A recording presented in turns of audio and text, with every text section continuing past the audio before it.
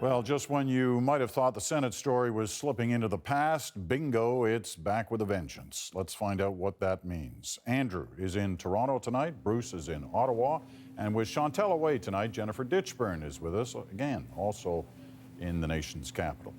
Just a reminder, we explained a little earlier what these documents are. They're called ITOs. The important thing to remember is that they are just allegations. They have not been proven in a court of law.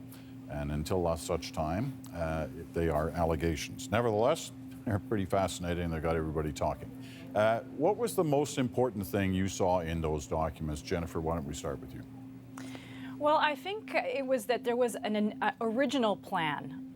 There was a plan A. Plan B turned out to be Nigel Wright paying back the $90,000 out of his own pocket. Let's forget about that plan B. Plan A was to have the party pay back what then seemed to be $30,000 worth of expenses and some legal fees incurred by Mike Duffy. And it was that plan that Nigel Wright said in an email that he asked the Prime Minister to approve. So I think this really changes the story and changes the questions that we're asking. Did the Prime Minister know about Plan A? Never mind just Plan B. And the whole plan, both plans, were supposed to be kept completely secret. That was essential to the scenario. So that was what really jumped out at me today. And that's the first indication that in this period while all this was up for discussion, that the Prime Minister may very well have been consulted. That's the allegation. That's right. Andrew. Yes, just to expand on that, the Prime Minister's laid great stock in the idea that he didn't know about the check going from Nigel Wright to Senator Duffy.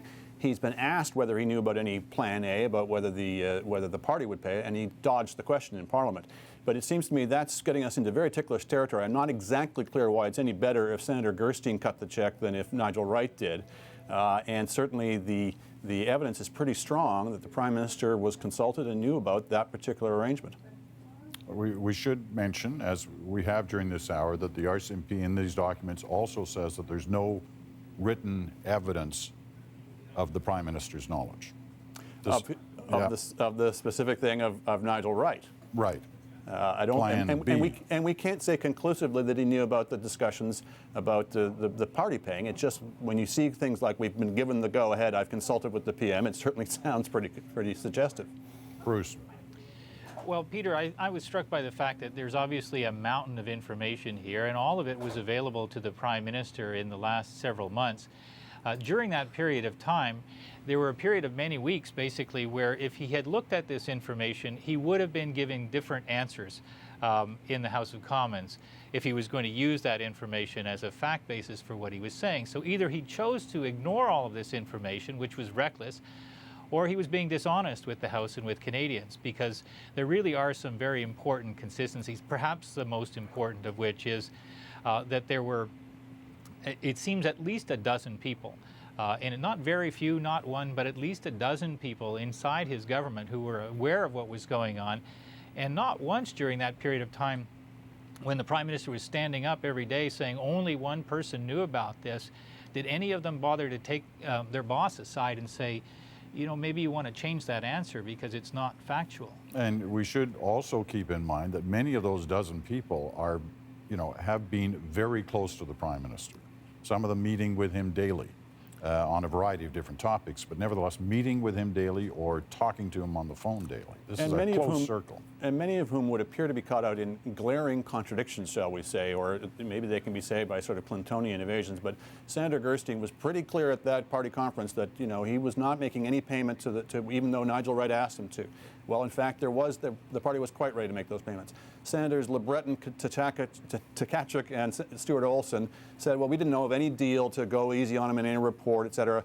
That it would certainly appear to be contradicted by these emails. And you go down the line, nobody's been telling us the whole story, and some people, it seems to me, have got a lot of explaining to do, let's put it that way. Some of the stuff in this document about some of those other senators that you just mentioned is pretty devastating stuff about the way they were operating. Jennifer?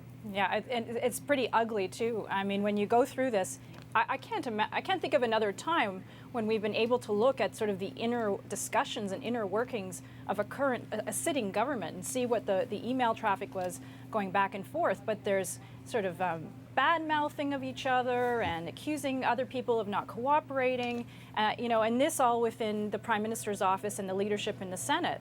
And there is a pretty major inconsistency there when you have people saying that we had nothing to do with whitewashing a report on Mike Duffy, when, if you believe what the RCMP are putting in front of us, there was an elaborate scheme to whitewash the report and make any further investigation into Mike Duffy go away. And you'll recall we talked about this months ago, that day, when Senator LeBreton said that this matter is closed. I mean, if you look at it from a different lens, that was allegedly part of a scenario to say, yes, the matter is closed and we don't want to look at it anymore. You know, you're right when you say this sort of glimpse that we rarely, if ever, I can't remember where we've seen like detailed emails back and forth by people within the Prime Minister's office.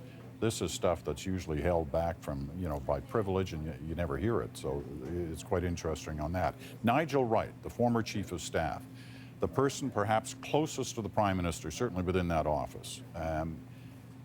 This alleges that he was involved in criminal behavior in that office. Bruce. Well, I think that reading through the document today gave me a mixture of feelings about Nigel Wright's role in this. Certainly, there was plenty of evidence that he was very cooperative. There was also plenty of evidence that he had kind of strong emotional reactions to what was going on, to how difficult he was finding it to solve this problem for his boss and for the government that he was working for.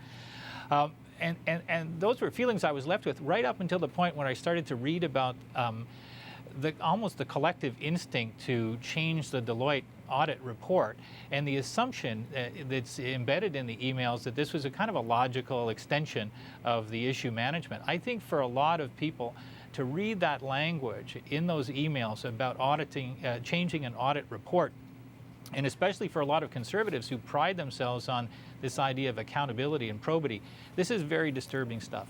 Andrew. A lot of people seem to have lost sight of some sort of moral and ethical lines here. You can see it in that language. There's constant reference to media lines, or what so-and-so can say. And what they don't acknowledge to themselves is that half the time what they're talking about is that so-and-so will lie about something, will tell a fib to the public. And so I think people have gotten so caught up in their spin.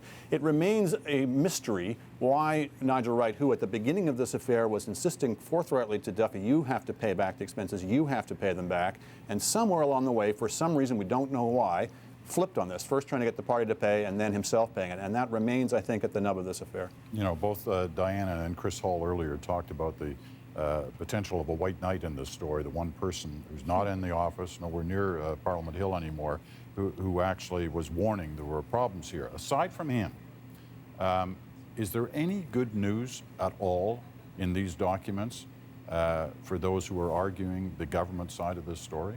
Jennifer? Wow. I actually think that the documents are relatively good for Nigel Wright because, as Bruce said, he comes across as someone who is trying to make something right and had a real ethical problem with what Mike Duffy's expenses had turned out to be.